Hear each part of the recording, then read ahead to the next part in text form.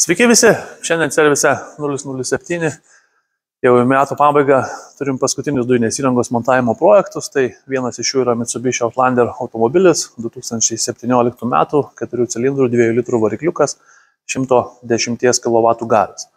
Šiam automobiliui, kaip ir visada, montuojam kokybišką Landerenzo itališką dujinės įrangos komplektą, labai trumpai apie pačius komponentus. Tai dujiniai purkštukai slepiasi po variklio gaubtu, gaubtas truputėlį pakeltas, bet vėlgi tvirtai savo vietose.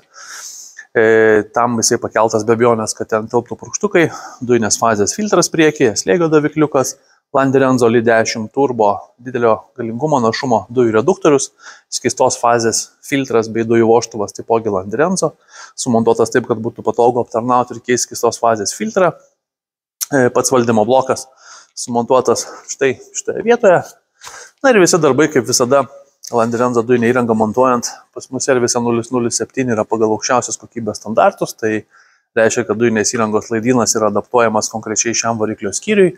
Visi laidai įvelkami į apsauginės gofras, tas gofras izoliuojamos, kontaktai lituojami, naudojami gamykliniuose montavimuose, naudojami laikikliai, specialios apsauginės gofros.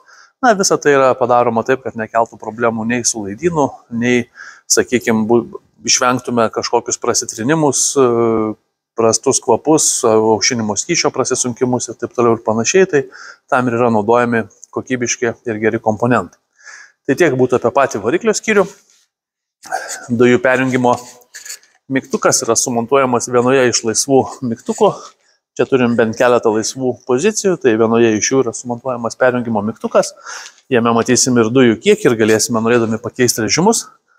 Dujų pildymą padarom prie benzino užpildymo vietos, atsidarom, patogiai nusiėmę kamštelį, galim iš karto jungti pistoletą ir atlikti pildymą.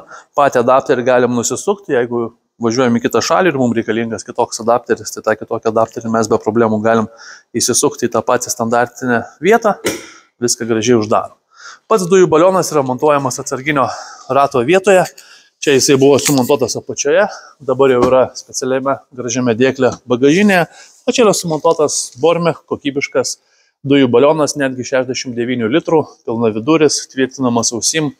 Atrodo tikrai gražiai, iš galo beveik nesimato, tikrai nėra žemiausioje vietoje pagal visus tech apžiūros reikalavimus. Tai tikrai labai nebloga ir gera vieta. Tai va, tai tiek apie Mitsubishi Outlander automobiliuką, kuris važiuos nuo šiol su Landerenzo dujinė įranga. Jeigu kažką panašaus planuojate įsigyti ar ieškot kokybiškų montavimų, kreipkitės, bandysim padėti. Ačiū.